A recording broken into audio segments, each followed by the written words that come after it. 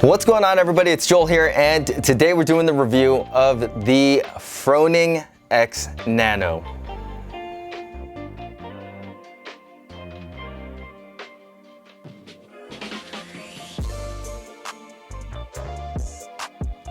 Alright, so first I want to apologize for taking so long to review these shoes, but I don't think it actually matters all that much because these shoes were sold out like the week after they came out. So I think a lot of you guys just ended up buying them anyways because you liked them and you didn't want to wait for a review to come out, and rightfully so. I thought that these were probably the most hype release that Reebok has like ever made.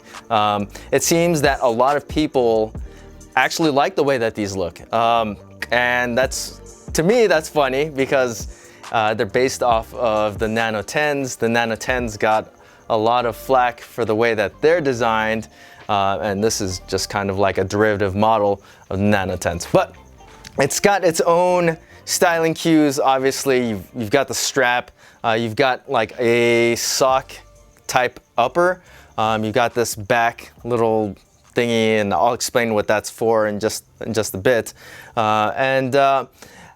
It's, I mean, the design is, it's not something you would typically see from Reebok. It's more daring than the Nano 10 in my opinion.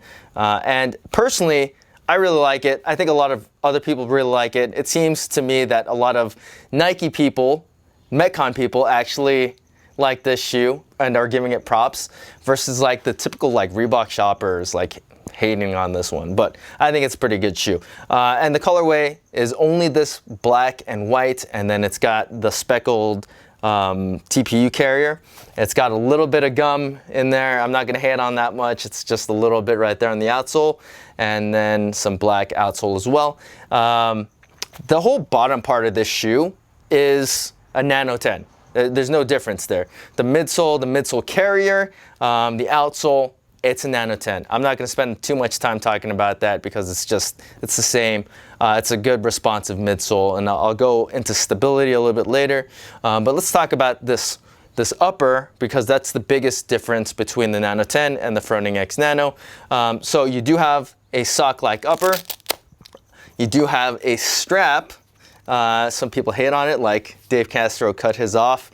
The laces are these really thick rope laces, which actually are pretty nice. They stay tied. I've actually never unlaced them. That was the first time I've ever unlaced these shoes, just because of the strap. If I ever needed to tighten my shoes up, I just tighten it with the strap, and I don't tighten it with the laces at all. There's this weird, like, kind of like almost fly wire design to the laces.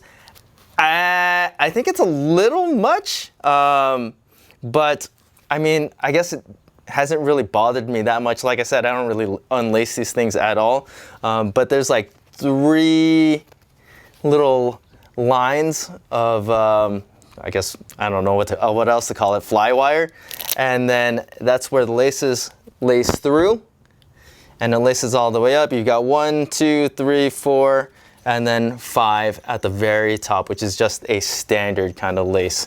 But I do like the actual lace that they used. It's different. I mean, it's like a rope lace. It's thick. It feels high quality, so I really like that they added something in that area to the Froning X Nano versus keeping it just like a flat lace. So moving on to the ankle collar, which is like this, I want to say it's like a waffly material, like it's a waffle knit. I don't know what to call it. It's this weird design, kind of plush material that goes around the ankle collar, which the ankle collar in this shoe it's comfortable. I mean, it's wide, it's open, it's easy to put your foot inside of this, and that's my favorite part of the Froning X Nano, is that I could just slip my foot right into it. With any of this kind of like sock-like design, you do run the risk of having heel slip, and that is exactly what this back strap is for. So if you have any issues with heel slip, you can just kind of slide this up to secure your foot a little bit better. I haven't had any issues. I did notice it was a little bit more loose in that area than like the Nano 10s, but it never really bothered me all that much. There is a little bit like of heel counter, and it's this Reebok logo on the quarter panel, I guess the quarter panel, quote unquote, if you want to say it is. It's not like a hard plastic or anything, but it does secure your foot in place very well. And then moving on to this front area of the shoe, which is this black knit material. It's not really stretchy. It's not like the Flex Stretch Weave or anything, but it is plush. It breathes well, though I didn't really notice too much of a difference in breathability compared to the Nano 10s. And then you do have some overlays for some like targeted supports. So you've got this one like on your big toe side, the medial side, that runs up here. And then there's some which are the Reebok logo on the lateral side. And that Reebok logo connects all the way back to this part, which is the back part of the Reebok logo. And then there's this part on the strap that acts as more of the Reebok logo. So let's talk about the strap. The strap is something that is iconic on the Froning shoes because of the purpose of it, and that's that Rich, I guess, doesn't really like to lace up his shoes, kind of like myself, so he always just kind of slips his foot in. That is the purpose of having the strap here, not necessarily to secure the midfoot that much, but it's just there so you can slide your foot in and it's easily adjustable. There was one on the original Fronings, but it's under, so you can't really see it. But if you saw Rich wearing these shoes, he was always wearing them pretty loose because of that strap. And that is what this exterior strap is for. Personally, I have absolutely no problems with it. I actually like that there's the strap there and it's easy for me to put my foot in. But the one thing I don't like about it is I don't care too much for this bottom part, which is the elastic part, because it kind of just flaps around when you take it off. I wish that was like secured up somehow. So that it didn't flop around all that much, but I guess the elastic would have had to gone on this side, so it would have changed the design completely with the shoe. The insole is just a removable anatomical insole, nothing special going on there. And then you do have the same exact midsole outsole combination that's found on the Nano 10, which is stable, it's comfortable, it's more flexible than on the Nano 9, which I really like. And compared to the Nano 10, the Froning X Nanos are just a little bit more flexible overall because you have that more free feeling upper. It's a little bit more loose, I guess, than the Nano 10s. It doesn't fit quite as tightly as the Nano 10, but it is more flexible and it's more comfortable. So I think a lot of people are going to like that about this shoe.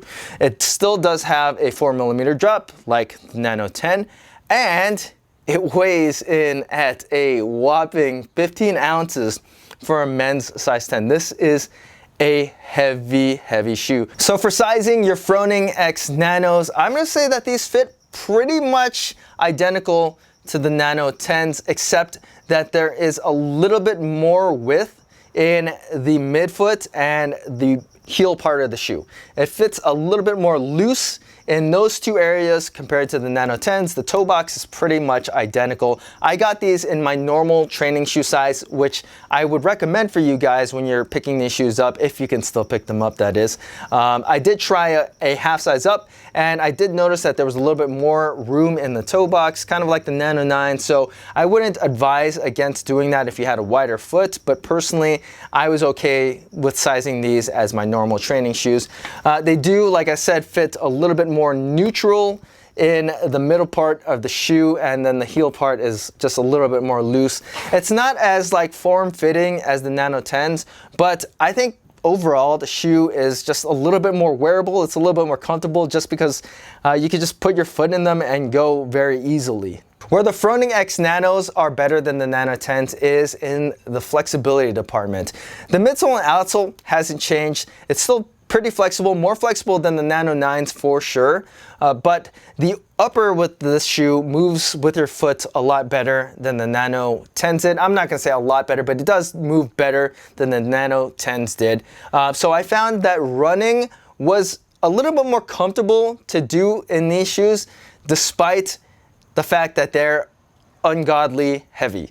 These are still heavy and clunky shoes, and you will for sure feel that, though they do move your foot a little bit better when you're doing any kind of running or plyometric movement, just because the upper is a little bit more flexible. That being said, I still don't really care for using these shoes if I'm running, if I'm doing any kind of plyometric movements, they're heavy. And I definitely notice it with these shoes, more so than even on the Nano 10s.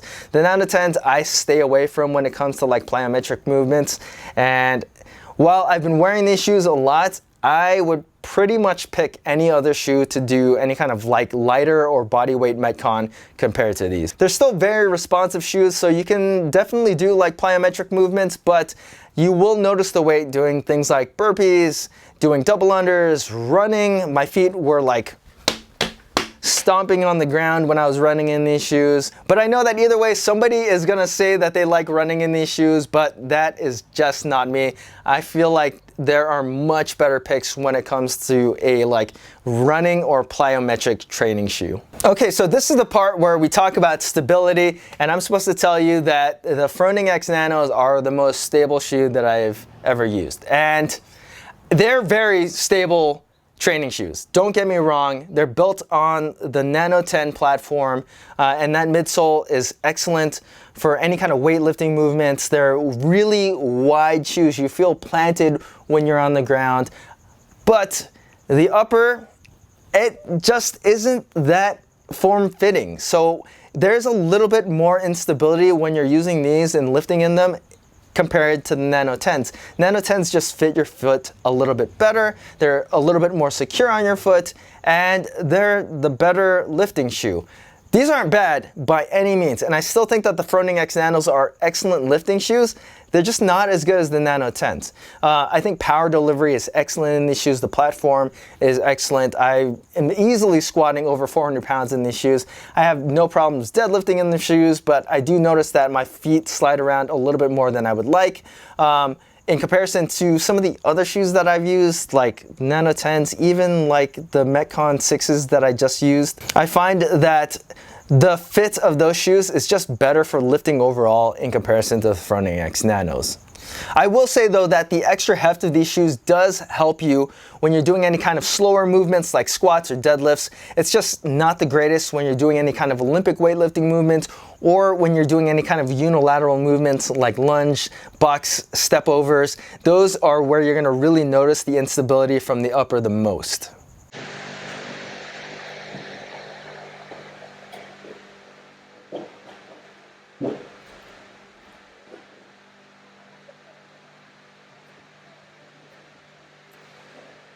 Alright, so they actually rope climb pretty well and they stay on your feet, but I'm worried about this part right here, which makes a lot of contact with the rope.